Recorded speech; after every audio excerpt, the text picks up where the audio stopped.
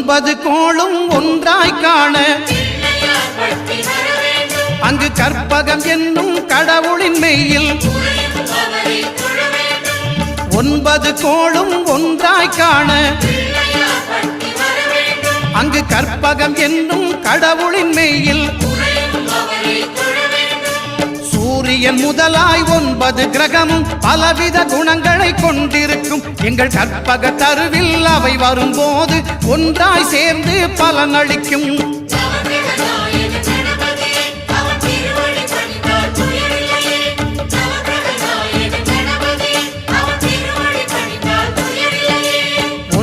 கோளும் ஒன்றாய் காண அங்கு கற்பகம் என்னும் கடவுளின் மெய்யில்